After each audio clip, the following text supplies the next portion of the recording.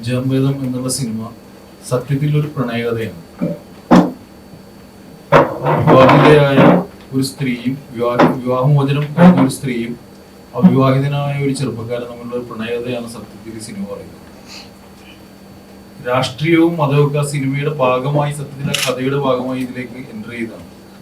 കാരണം എന്താണെന്ന് വെച്ചിട്ടുണ്ടെങ്കിൽ നമുക്കറിയാം, ഇന്നും മതമായിക്കോട്ടെ രാഷ്ട്രീയമായിക്കോട്ടെ എല്ലാം മെയിൽ ഡൊമിനേറ്റഡ് ആണ് നമ്മുടെ സമൂഹം.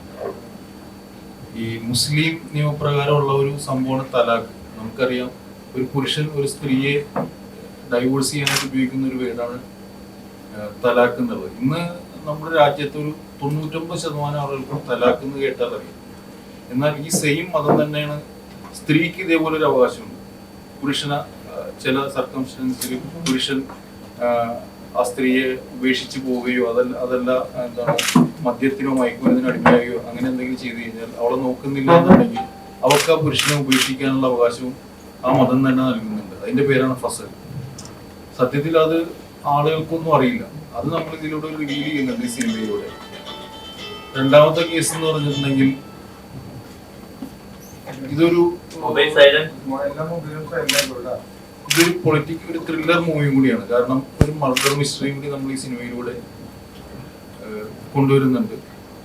ഒരു കൊമേഴ്സ്യൽ സിനിമയ്ക്ക് വേണ്ടിയുള്ള എല്ലാ ചേരുവകളും ചെയ്തിട്ടുള്ള ഒരു പടമാണ്.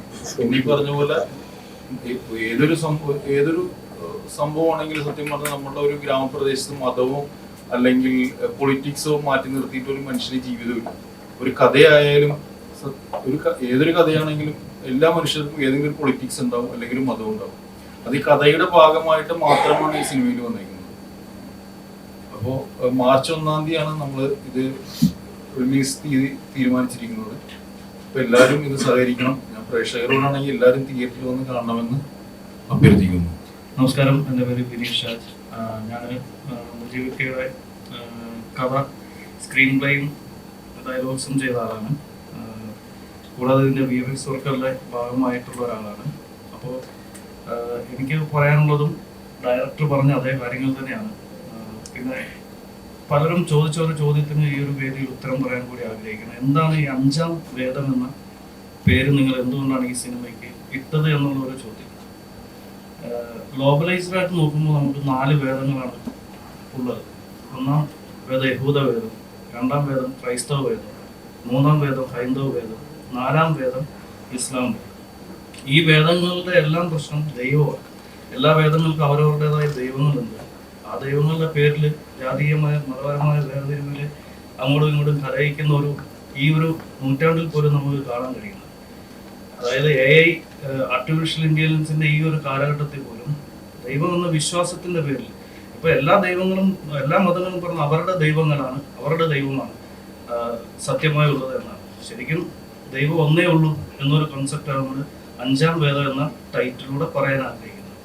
ഇത് വാചകങ്ങൾ എഴുതി നിറച്ച ഒരു വേദഗ്രന്ഥമൊന്നുമല്ല. ഒറ്റ വാചകമേ ഉള്ളൂ: മനുഷ്യൻ മനുഷ്യനെ മനസ്സിലാക്കുക, സ്നേഹിക്കാൻ പഠിക്കുക. അത് ഒരു കോൺസെപ്റ്റായിട്ട്, അഞ്ചാം വേദം എന്നൊരു കോൺസെപ്റ്റായിട്ട് ഞങ്ങൾ അവതരിപ്പിക്കുകയാണ്. തിയേറ്ററിൽ പോയി എല്ലാവരും കാണുക. ഇത് പുതിയ ആളുകളെ വെച്ചിട്ട് ചെയ്ത, പുതുമുഖങ്ങളെ വെച്ചിട്ട് ചെയ്ത സിനിമയാണ് എന്നൊരു പോരായ്മ ഒരിടത്ത് പോലും വരാതെ അത്രയും പ്രൊഫഷണലായിട്ട് ഞങ്ങൾ മാക്സിമം എഫർട്ട്. അഭിനയിച്ചിരിക്കുന്ന പുതിയ ആളുകളാണെങ്കിലും ടെക്നിക്കൽ സൈഡിലും ഒക്കെ വളരെ പ്രഗത്ഭരായിട്ടുള്ള ആളുകളാണ്. പിന്നെ എല്ലാം പുതിയ ആളുകളല്ല. ഈവൻ സൈത്തരാജ് ആണെങ്കിലും അദ്ദേഹം തമിഴിൽ 3-4 പടങ്ങളിൽ ഹീറോ ആയിട്ടുള്ള ആളാണ്. മലയാളത്തിൽ പുറമിക്കൻ കോളേജ് ഡേയ്സ്, അങ്ങനെ 1-2 സിനിമകളിലൂടെ മലയാളത്തിലും പരിചിതനാണ്. പിന്നെ സുനു ലക്ഷ്മിയാണ് നായികയായിട്ട് അഭിനയിച്ചിരിക്കുന്നത്. അറബെന്ന നയൻതാരയുടെ ഒരു മെഗാ ഹിറ്റ് മൂവിയിൽ മെയിൻ ലീഡ് റോള് ചെയ്ത ആളാണ്. അങ്ങനെ ഫീൽഡുമായിട്ട് ഏതെങ്കിലും തരത്തിൽ കണക്റ്റഡ് ആയിട്ടുള്ള ആളുകളും ആണ് ഇതിൻ്റെ മുഖ്യധാരയിൽ ഉണ്ടായിട്ടുള്ളത്. അപ്പോൾ തിയേറ്ററിൽ തന്നെ നിങ്ങൾ കണ്ടാൽ ഒരിക്കലും നിരാശരാവില്ല എന്നൊരു ഉറപ്പ് നൽകാൻ എനിക്ക് കഴിയും എന്നാണ് എനിക്ക് പറയാനായിട്ട്. Okay, thank you. എല്ലാവർക്കും നമസ്കാരം. എൻ്റെ പേര് ഹബീബ്. ഈ സിനിമ പൂർണ്ണമായും എൻ്റെ സുഹൃത്തായ മുജീബിൻ്റെ ഒരു സ്വപ്നമാണ്. ആ ഒരൊറ്റ റീസൺ കൊണ്ടാണ് ഞാനും ഇതിൻ്റെ ഒരു ഭാഗമാകാൻ കാരണമായത്. അഞ്ചാം വേദത്തിൻ്റെ എല്ലാ ടീമിനും എല്ലാവിധ ആശംസകളും. എല്ലാവരും തിയേറ്ററിൽ തന്നെ പോയി സിനിമ വിജയിപ്പിക്കണമെന്ന് അഭ്യർത്ഥിക്കുന്നു.